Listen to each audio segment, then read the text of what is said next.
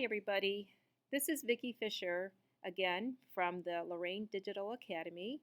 I'm the English Language Arts Student Support Coach, and I've been giving tutorials on sentences and simple paragraphs, but today we're going to take a little different turn of activities here because as I'm looking at the calendar, we're now less than a month away from testing, from state testing of the English language arts courses. And so I thought today what I would do is I would lead you into the portal, the testing portal, so you can practice the same kinds of items that will be on the test in the comfort of your home.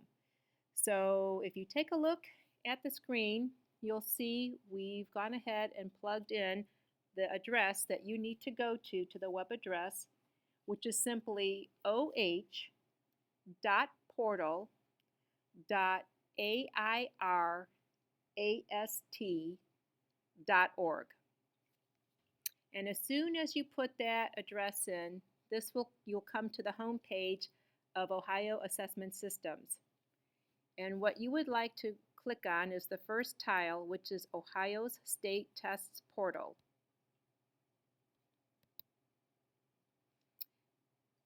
You will then see a series of choices to the left for different people depending on their role in the testing process.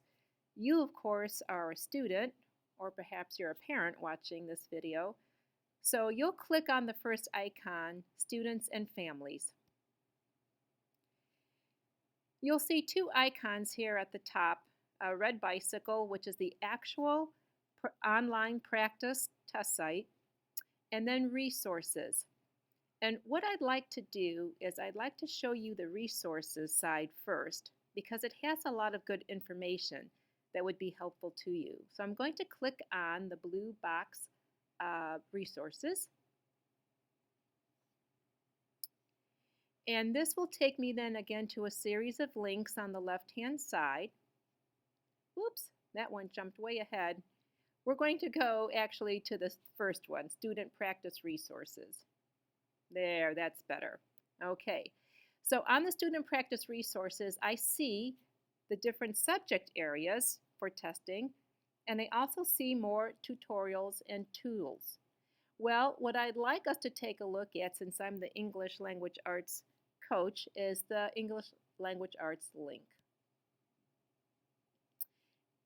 And here is a wealth of information that would be very useful to those who are taking the tests of all grade levels, even starting as early as grade 3. So what I want you to take a look at are all the things that you can get information regarding the state test in English Language Arts. You can look at the rubrics that are used to score all of the writing pieces. You can actually look at how the tests are scored. And then for grades 3 through 8, there are more released test items for practice, which is a great thing. So I'm going to work with the Language Arts 1 and 2 for high school students. But again, if you're an elementary student or a middle school student, you can see your practice items are right here. So again, very easy to get to and to work with. So let's take a look at, we'll start with Language Arts 1 and the test scoring guide. And the reason why I want you to see what appears to be the paper version is that it does have good information in the sense of what kinds of items can you expect to be on the test. So the easiest way to look at that is to look at the blueprint. This is called the blueprint of what kinds of test items you will see. So you will see that there are multiple choice questions. You'll see what standard they're pulled from the English Language Arts State Curriculum or the Common Core. Again, more multiple choice. An evidence-based selected response means you have to be a good reader and read for details to pick the correct answers for that particular item. Again, more multiple choice questions. Again, going back and looking at the text for details. Hot text items, again, means you are, again, looking and analyzing phrases and parts of the text. You're looking at those higher levels of literacy, such as figurative and connotative language, so you can answer the questions. More multiple choice, more text selection, and that's it for English Language 1. There is no writing. There is nothing here to practice for extended response. So that tells me that I don't think that's going to be on the Language 1 test. I will double check that, but it's not in the practice. Now what I can do is I can go ahead and I can actually look at the questions, the practice questions, to see what it's going to be like when I take the test. So the practice test for English Language 1 deals with the debate or the question of returning antiquities to their countries of origin. So here's a sample of something that I would be reading when it's time for me to take the real test. And along with that article is another passage, A Case in Antiquities for Finders Keepers.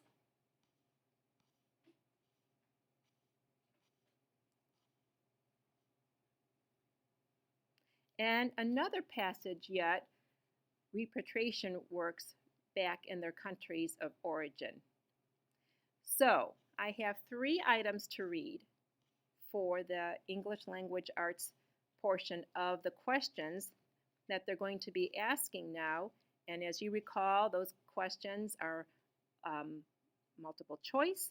They could require me to go back into the text and read for details and other kinds of English Language Arts writing. So let's take a look at how then they show you the correct answer and how it's scored. So the first question asks, how does the author of Passage 1 present the idea that there are different perspectives on the topic of returning antiquities? How does the author of Passage 1 present the idea that there are different perspectives on the topic of returning antiquities? So if you read the passage, and we hope you read carefully, again, this is worth 1 point because there's only one correct answer. And the content strand is from Key Ideas and Details. And we're looking to see how the author unfolds an analysis or series of ideas or events. So now I go to the scoring guideline, and it tells me when I see the word key that option C is the correct answer. So answer C, through a series of quotes that first present those who agree and then those who disagree, is the correct answer for that particular question number 1. And this is essentially how it will go for the rest of this document. You'll keep scrolling down until you come to each successive question, and you'll just keep answering just as you did before, whether it's looking for just one answer for multiple choice, or if you're going back and looking for details in passages in which there might be more than one answer. And again, the nice thing is you can check your answers. Again, when it says key, that is the correct answer to that question. So that takes us out of English 1. And then I wanted to show English 2 just very quickly, because now in English 2, it is set up the same way.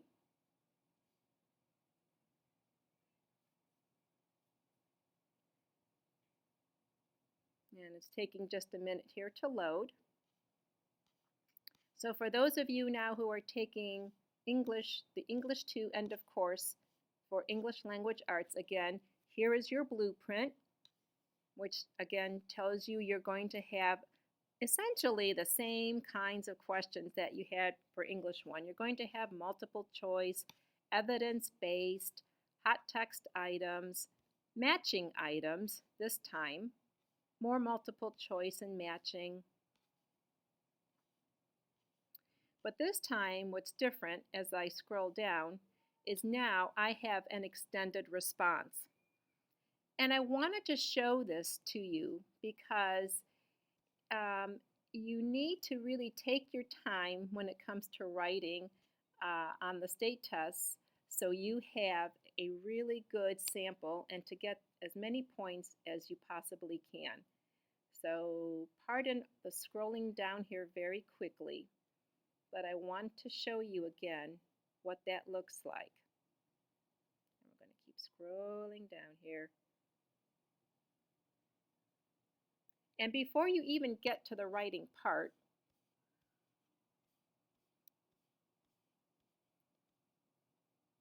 there is also the scoring guide, the rubric that shows you how it will be scored.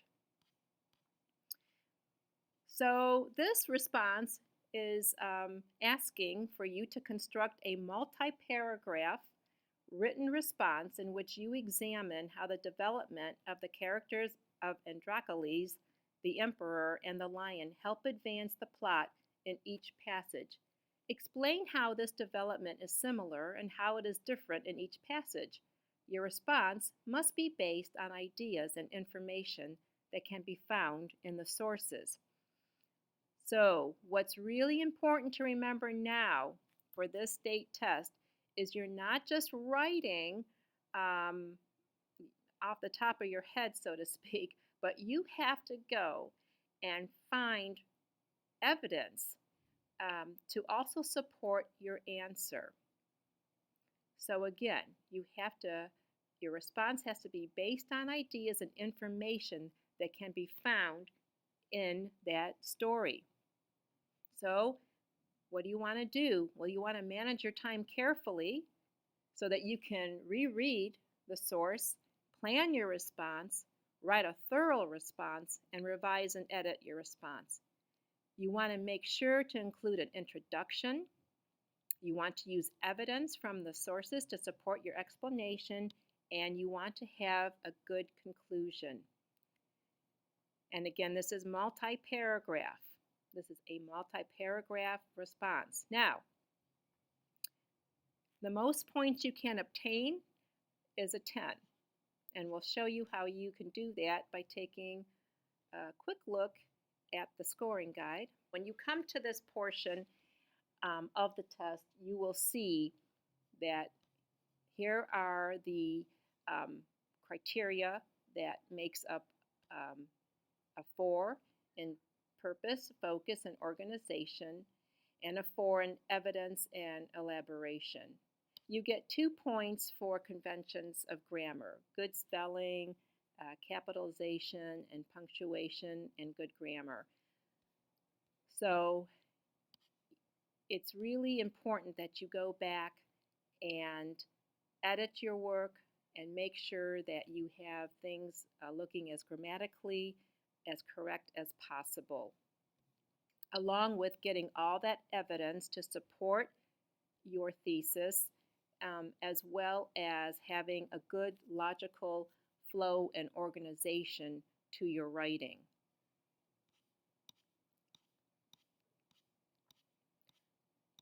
So here's a sample response of what a 10 would look like. And I want you to see, students, that a 10 is a good 5-paragraph essay. There's an introductory paragraph. There's 1, 2, 3 paragraphs for the body and a concluding paragraph at the end. And what this person has done is you can see where he has quoted from the sources again to provide the evidence and support to base his thesis. And again, this is very important now in the state writing. that you are citing your resource, you are citing the evidence that you have read from the resources. So again, when I see where he's using quotations from the text, when he's using huge, not huge, but when he's using sizable quotes from the actual story, this person is really backing up what he's writing about with good evidence from the story. And then he ends with a good concluding paragraph. And I'm not going to read all of this to you word for word because you can go now and read it for yourself and see what rich kinds of writing looks like at this level and what constitutes a perfect 10. That he received a 4 for purpose, focus, and organization, a 4 for using evidence from the story, and 2 for good conventions of standard English, good grammar, good spelling, good punctuation, and capitalization. So boys and girls, even if you don't score, say, so well in these first 2 areas, it still would be very helpful for you to get a 2 in the conventions of standard English. That can still garner you a better score if you pay attention to your spelling and to your grammar. So it still counts. It still counts in the overall score of your essay.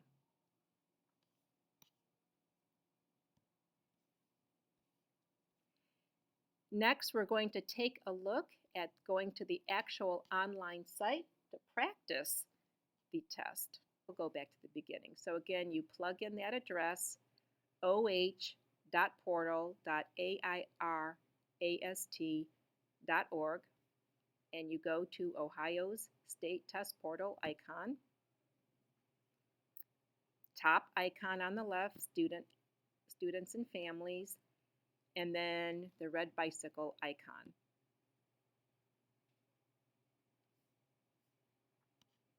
And now this takes me into the actual test site. So when I get to this page, I'm going to sign in.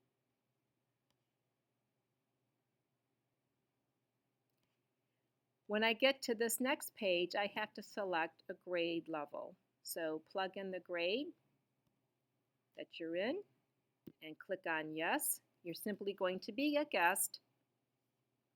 And I have my choices now of which test I'm going to practice, either English Language Arts 1 or English Language Arts 2. So we'll just click on English Language Arts 1. Most of this, boys and girls, you don't have to do anything with. The system is really set to default to the proper settings. So all you really have to do when you get to the settings is to just go to select. Unless there's some kind of different color choice you want, or you need text to speech or some other kind of accommodation. But most students will be okay with just the test settings that they already have. And then it just shows you the settings again, and you'll just click on yes. And now you're ready to begin the test. So remember, the test is about who owns the past and returning antiquities to their countries of origin. And what I can do is I can enlarge this text if I want, or I can highlight, or I can do a number of things to it that I want to. And simply, again, after I'm done reading my passages, I'm going to come over to the right-hand side, and I'm going to start answering my questions. And it's very simple. We remember the question number 1, how does the author of passage 1 present the idea that there are different perspectives on the topic of returning antiquities? And remember, it's through a series of quotes that first present those who agree and then those who disagree. And so I answer, and then I can move ahead then by clicking on number 2 above, and then filling in my correct choice, and then so on until I am finished with the test. This is how it would be for you as you would fill in any kind of multiple choice test questions. So that's it for today's tutorial on the website for the test portal, so you can get a head start and practice with the kinds of readings and questions that will be asked on the end of course English Language Arts test.